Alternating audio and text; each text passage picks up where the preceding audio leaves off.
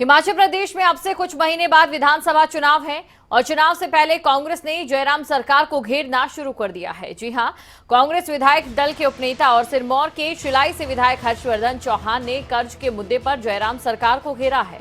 कहा है कि विकास के लिए नहीं बल्कि फिजूल खर्ची के लिए सरकार कर्ज ले रही है।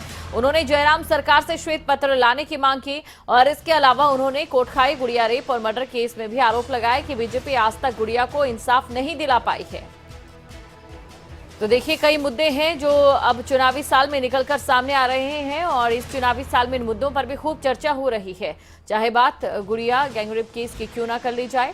हिमाचल कांग्रेस विधायक दल के उपनेता हर्षवर्धन चौहान ने ये कहा है कि फिजूल खर्ची के लिए कर्ज ले रही है सरकार। ये हर्षवर्धन चौहान ने कहा है। बड़ी खबर आपको बता रहे हैं, सरकार से श्वेत पत्र लाए। ये तमाम बातें हर्षवर्धन चौहान की ओर से कही गई है।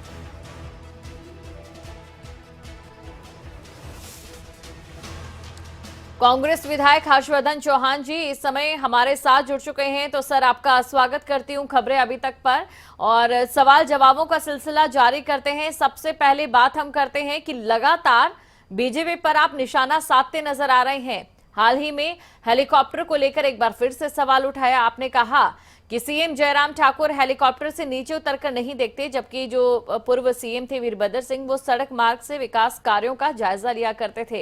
हेलीकॉप्टर से और सड़क मार्ग से विकास कार्यों को देखने में क्या अंतर आप समझते हैं सर?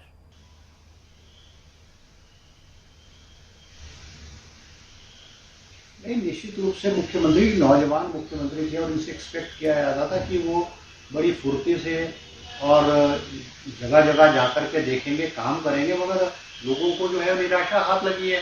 मुख्यमंत्री हेलीकॉप्टर से नीचे नहीं उतरते हैं और ये एक नई प्रथा हो गई है कि जो शिलान्यास और उद्घाटन की पट्टिकाएं हैं वो केवल एक तहसील हेडक्वार्टर या सब डिवीजन हेडक्वार्टर पर लगाई जाती है और मुख्यमंत्री जी हेलीकॉप्टर के माध्यम से जाते हैं और वहीं एक स्थान पे जो है उद्घाटन और शिलान्यास करके वापस आ जाते हैं। अगर पूर्व में जो भी मुख्यमंत्री रहे, चाहे वीरभद्र सिंह जी रहे, चाहे धूमल साहब रहे, वो जिस स्कीम का उद्घाटन या शिलान्यास जिस गांव में होता था वो कच्ची रोड पे भी और गाड़ी के मार्ग से जाया करते थे। मगर मुख्यमंत्री जो जयराम जी हैं वो तो जाते ही नहीं है। आप पिछले 4.5 साल का इनका कार्यकाल अगर देख लें तो हर कॉन्स्टिट्यूंसी में एक जगह जाएंगे और वो शिलान्यास और पट्टिकाएं 20-25-30 पट्टिकाएं एक जगह इकट्ठी हो जाती हैं, जनसभाएं हो जाती है, सरकार के पैसे खर्च कर जनसभाएं हो जाती हैं और वापस शिमला को हेलीकॉप्टर उड़ के आ जाते हैं। तो निश्चित रूप से हिमाचल प्रदेश की जनता देख रही है। बिल्कुल, यानी कि अगर आपको ये लगता है कि सरकार सड़क मार्ग से जाएगी तो शायद विकास कार्य और ज्यादा बेहतर तरीके से हो। आप 5वीं बार जिस तरीके से विधायक हैं शिलाई के, जानना चाहेंगे शिलाई के लिए, शिलाई की जनता के लिए आपने कोई ऐसा काम करवा पाने में आप कामयाब हो पाए हो जिसको लेकर जनता एक बार फिर से आप पर भरोसा जताए?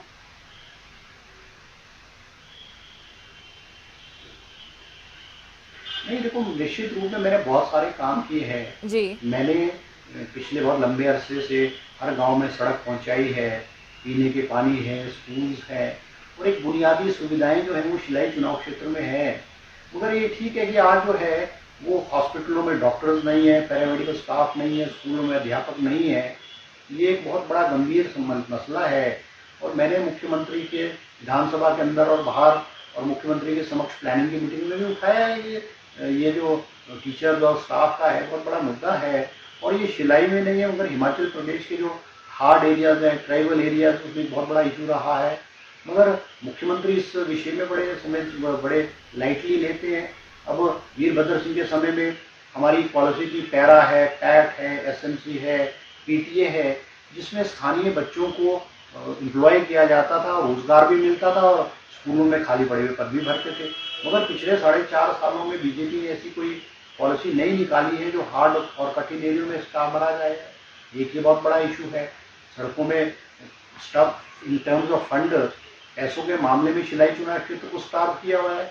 प्रधानमंत्री सड़क योजना फेज 2 में कोई 1000 करोड़ रुपए हिमाचल प्रदेश में है। देखिए, इतनी सारी योजनाओं की शुरुआत आपने की है, इतने सारे विकास कार्य आपकी ओर से किए जा रहे हैं। जाहिर तौर पर क्या सरकार की मदद तो आपको, हिमाचल प्रदेश सरकार की मदद तो चाहिए होगी, तो क्या सरकार आपको मदद दे रही है, पूरी आपकी बात सुन रही है? नहीं, नहीं, निश्चित रूप से देखो, ये जो स्थिति, मेरी स्थिति और शिलाई चुनाव क्षेत्र की स्थिति है, ये अधिकांश कांग्रेस के विधायकों के साथ सरकार द्वारा भेदभाव किया जा रहा है जी। चाहे इन टर्म्स ऑफ फंड्स है, चाहे इन टर्म्स ऑफ स्टाफ है, वो भेदभाव किया जा रहा है। हम तो इसको विधानसभा के अंदर और विधानसभा के बारे में इश्यूज को उठाते हैं। ठीक है, हमारे पास एमएलए फंड है, 2 करोड़ पौने 2 करोड़ रुपए का एमएलए फंड होता है, इससे हम सड़कें बनाते हैं। मैंने अपने चुनाव क्षेत्र में कोई 8-10 सड़कें जो एमएलए फंड से बनाई है, मगर उन रोड्स की मेंटेनेंस करना, पीडब्ल्यूडी की रोड्स की मेंटेनेंस करना, आईपीएच की न्यू स्कीम्स की करना, ये तो सरकार की भी जिम्मेवारी है। जहाँ विधायक की जिम्मेवारी होती है, वहाँ सरकार की भी तो जिम्मेवारी होती है।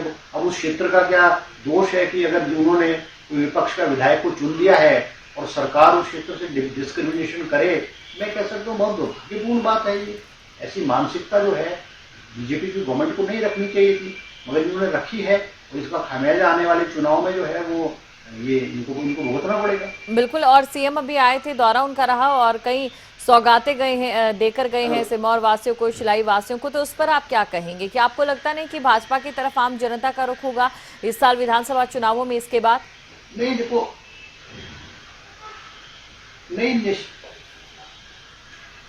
नहीं देखो, मुख्यमंत्री आ रहे हैं और ये शिलान्यास और घोषणाएं कर रहे हैं। मेरे चुनाव क्षेत्र में इन्होंने 11 आईपीएच की और 9 एजुकेशन और हेल्थ की शिलान्यास रखे हैं, जिसकी टोटल कॉस्ट 139 करोड़ है, मगर बजट का एलोकेशन 16 करोड़ रुपए है। It is not even 15%। तो विकास कहाँ से होगा? सिवाय पट्टिका लगाने से, शिलान्यास करने से थोड़ी होगा। अब ऑफिसेज खोल दिए, मेरे कफट्टा में एसडीएम का एक नया ऑफिस खोला है, मगर 3 महीने हो गए एसडीएम नहीं आया हुआ है। कमरों में तहसीलदार नहीं है, नायब तहसीलदार नहीं है। शिलाई में हमारे जो है केवल नायब तहसीलदार है, ऑफिसेज में स्टाफ नहीं है, तो आप दफ्तर खोल के क्या करोगे? जी, शिलाई क्षेत्र के कई ऐसे गांव हैं जो इस समय ट्राइबल दर्जा देने की मांग कर रहे हैं। उन जो समुदाय हैं या वो जो लोग हैं, उनको लेकर आपके क्या कुछ कदम रहे हैं उन्हें ट्राइबल दर्जा दिलाने को लेकर?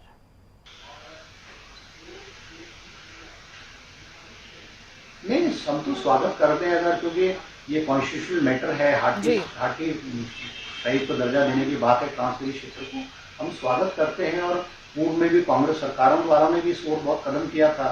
जो बेसिक जो बुनियाद है, वो जो ट्राइबल डिपार्टमेंट हिमाचल यूनिवर्सिटी है, उन्होंने एक एंथ्रोपोलॉजी की बहुत एक पॉजिटिव रिपोर्ट पेश की थी, जिसको गवर्नमेंट ऑफ इंडिया को भेजा है।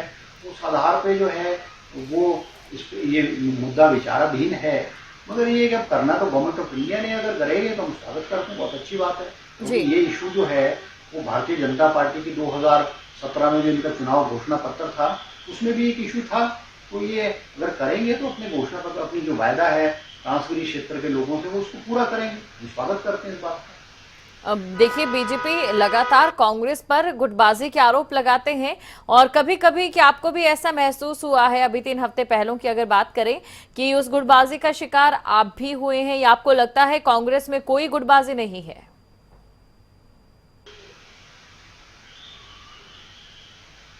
नहीं देखो, निश्चित रूप से मैं नहीं कहता कि कांग्रेस में गुटबाजी नहीं है। हर पॉलिटिकल पार्टी में थोड़ी बहुत गुटबाजी है। क्या भारतीय जनता पार्टी में गुटबाजी नहीं है? क्या भारतीय जनता पार्टी की जो गुटबाजी है वो समय समय पर चरम सीमा पर आई है और पब्लिक में भी आई है। तो हर पॉलिटिकल पार्टी में होता है। मेरे साथ तो खैर ऐसा नहीं कभी हुआ है। अभी जो आप जिस इशू का जिक्र कर रहे हैं, वो तो एक प्रोग्राम में प्रतिभा सिंह जी आई थी, तो मैं मंच पे ना बैठ करके मैं नीचे लोगों के साथ बैठ गया और वो इशू बन गया। तो ऐसा नहीं है, हमारे कांग्रेस में कोई नाराजगी नहीं है, मेरी कोई नाराजगी नहीं है। पॉलिटिकल पार्टीज में इशूज में थोड़ी बहुत छोटी मोटी कॉन्जेंसी लेवल होती है, जहाँ पर 2-2, 3-3 दावेदार होंगे, स्वाभाविक रूप से वहाँ थोड़ी बहुत तो टकराव पॉलिटिकल पार्टी में होता है। ये जो छोटी मोटी बातचीत कह लीजिए या छोटे मोटे टकराव जो कह लीजिए, इन्होंने बड़े बड़े सियासी खेल बदल दिए हैं हर्षवर्धन जी।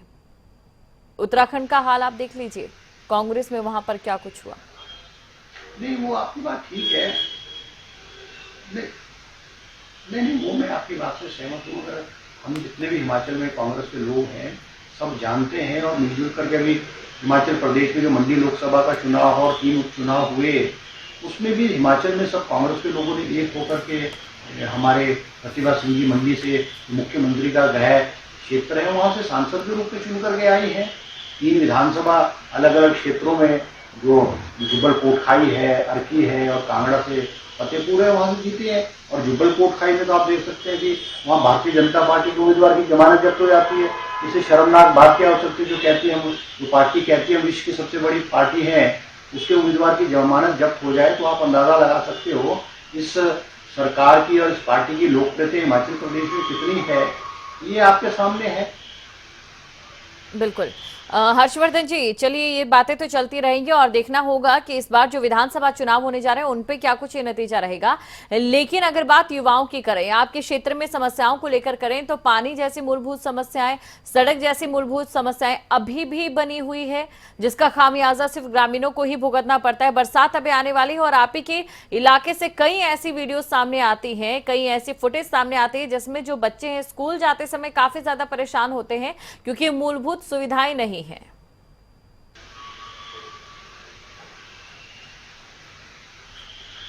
नहीं, ये बात आपकी ठीक है कि शिलाई जो है एक कस्बे का रूप ले रहा है, शहर का रूप ले रहा है, और वहाँ पानी की बहुत दिक्कत है।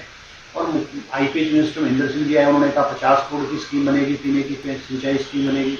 फिर मुख्यमंत्री जी आए, उन्होंने कहा 21 करोड़ रुपए की एक लिफ्ट की स्कीम बनेगी। मगर मैंने एमएलए प्राथमिकता में डाल करके एक स्कीम तो 8.5 करोड़ रुपए की स्वीकृति प्रदान हुई है। बहुत सारी जगहों में जो है हमारे स्कीम्स नहीं ठीक ढंग से चल रही नहीं है, स्टाफ की कमी है, आईपी में जो कर्मचारियों की कमी है। निश्चित रूप से अब सड़कों में जिन सड़कों को हमने 4-5 साल पहले पक्का किया, अब सरकार के पास उन सड़कों को गड्ढे भरने के लिए पैसा नहीं है, तो ये दुर्भाग्यपूर्ण बात है। अब नेशनल हाईवे पोंटा से शिलाई 8 कोटी 1356 करोड़ रुपए का नेशनल हाईवे बन रहा है, मगर क्वालिटी ऑफ वर्क जो है बहुत पुअर है। मैंने तो नेशनल हाईवे अथॉरिटी के ऑफिसर्स को भी कई बार दिखाया है कि भाई आप जो डंगे लगा यानी रहे कि हो, कुल मिलाकर विकास कार्यों को लेकर सरकार का जो सहयोग आपको मिल रहा है वो कहीं ना कहीं संतुष्टिदायक नहीं है हर्षवर्धन जी। लेकिन बात अगर युवाओं की करें तो देखिए, पहाड़ों का जिस तरीके से एक हमेशा से एक रुख रहा है कि जितने भी युवा हैं उन्हें रोजगार के लिए अक्सर बाहर जाना पड़ता है, क्या ये रवायत बदल नहीं सकती है? कोई जनप्रतिनिधि इस रवायत को बदल नहीं सकता है, या इसके लिए भी आप सरकार पर ही निर्भर है?